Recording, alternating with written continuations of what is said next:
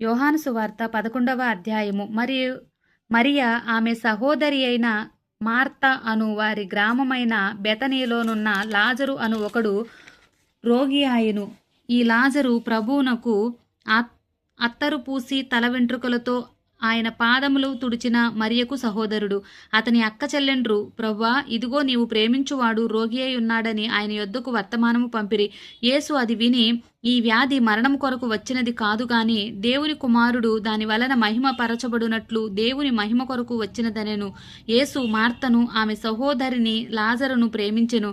అతడు రోగి అయి ఉన్నాడని యేసు వినినప్పుడు తానున్న చోటనే ఇంకా 2 దినములు నిలిచెను. అటు పిమ్మట ఆయన, మనము యూదయకు తిరిగి వెళ్ళుదామని తన శిష్యులతో చెప్పగా, ఆయన శిష్యులు, బోధకుడా, ఇప్పుడే యూదులు నిన్ను రాళ్లతో కొట్టచూచుచుండిరే, అక్కడికి తిరిగి వెళ్ళుదవా అని ఆయన్ని అడిగిరి. అందుకు యేసు, పగలు 12 గంటలున్నవి గదా, ఒకడు పగటివేళ నడిచిన ఎడల ఈ లోకపు వెలుగును చూచును కనుక తొట్రుపడడు. అయితే రాత్రివేళ ఒకడు నడిచిన ఎడల వాని యందు వెలుగు లేదు కనుక వాడు తొట్రుపడునని చెప్పెను.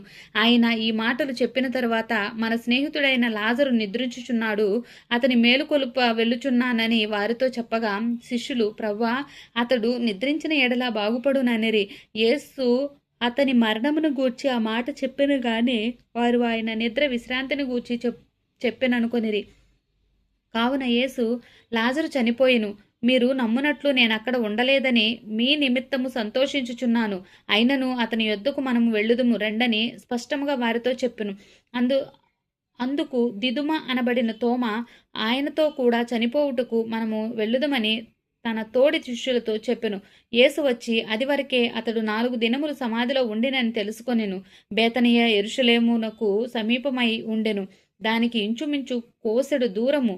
కనుక యూదులలో అనేకులు వారి సహోదరుని గూర్చి మార్తను మరియను ఓదార్చుటకై వారి యొద్దకు వచ్చి ఉండిరి. మార్త యేసు వచ్చుచున్నాడని విని ఆయనను ఎదుర్కొన వెళ్ళెను. కాని మరియ ఇంటిలో కూర్చుండి ఉండెను. మార్త యేసుతో, ప్రవ్వా, నీవిక్కడ ఉండిన ఎడల నా సహోదరుడు చావకుండును. ఇప్పుడైనను నీవు దేవుని ఏమడిగినను దేవుడు నీకు అనుగ్రహించునని ఎరుగుదమనెను.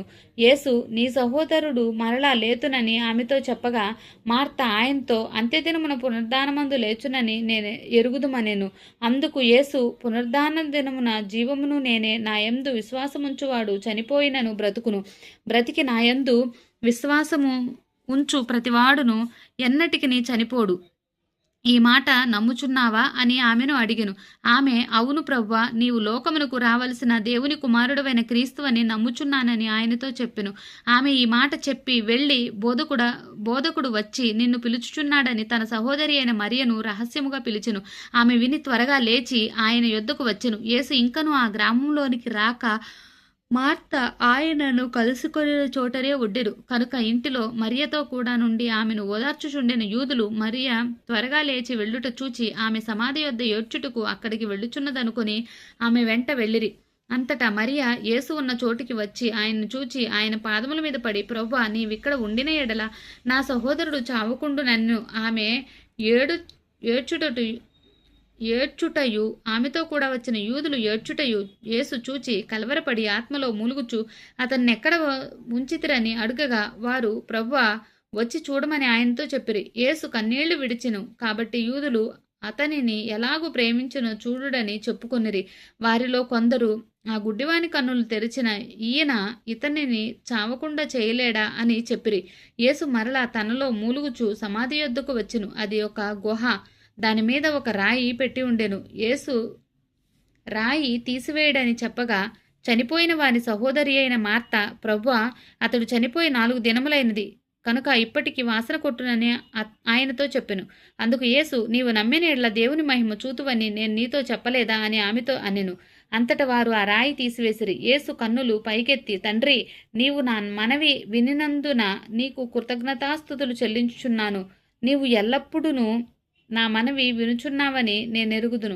కాని నీవు నన్ను పంపితివని చుట్టూ నిలిచియున్న ఈ జనసమూహమును నమ్మునట్లు వారి నిమిత్తమై ఈ మాట చెప్పితనన్ను. ఆయన అలాగు చెప్పిన లాజరు బయటికి రమ్మని బిగ్గరగా చెప్పగా, చనిపోయినవాడు కాళ్ళు చేతులు ప్రేత వస్త్రములతో కట్టబడిన వాడై వెలుపలికి వచ్చెను. అతని ముఖమునకు రుమాలు కట్టి ఉండెను. అంతటా యేసు, మీరు అతని కట్లు విప్పి పోనీయుడని వారితో చెప్పెను. కాబట్టి మరియ యొద్దకు వచ్చి ఆయన చేసిన కార్యమును చూచిన యూదులలో అనేకులు ఆయన యందు విశ్వాసముంచిరి. కాని వారిలో కొందరు పరిసయ్యుల యొద్దకు వెళ్ళి యేసు చేసిన కార్యములను గూర్చి వారితో చెప్పిరి. కాబట్టి ప్రధాన యాజకులను పరిసయ్యులను మహాసభను సమకూర్చి, మనమేమి చేయుచున్నాము? ఈ మనుషుడు అనేకమైన సూచక క్రియలు చేయుచున్నాడే. మనం ఆయనను ఇలాగు చూచుచు ఊరకుండిన ఎడల అందరూ ఆయన యందు విశ్వాసముంచెదరు.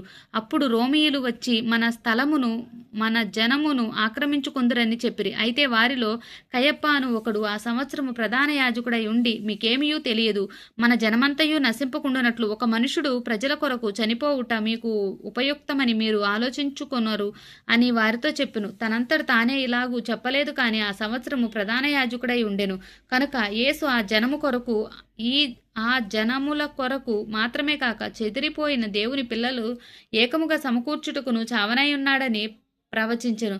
కాగా ఆ దినము నుండి వారు ఆయనను చంపన ఆలోచించుచుండిరి. కాబట్టి యేసు అప్పటి నుండి యూదులలో బహిరంగముగా సంచరింపక అక్కడ నుండి అరణ్యమునకు సమీప ప్రదేశములోనున్న ఎఫ్రాయిమునకు ఊరి వెళ్ళి అక్కడ తన శిష్యులతో కూడా ఉండెను. మరియు యూదుల పస్కా పండుగ సమీపమై ఉండెను గనుక అనేకులను తమ్మును తాము శుద్ధి చేసుకొనుటకై పస్కా రాకమునుపే పల్లెటూళ్ళలో నుండి యెరూషలేమునకు వచ్చిరి. వారు యేసును వెదుకుచు దేవాలయంలో నిలువబడి, మీకేమి తోచుచున్నది, ఆయన పండుగకు రాడా ఏమి అని ఒకనితో ఒకడు చెప్పుకొనిరి. ప్రధాన యాజకులను పరిసయ్యులను ఆయన ఎక్కడ నుండి ఎవరినైనను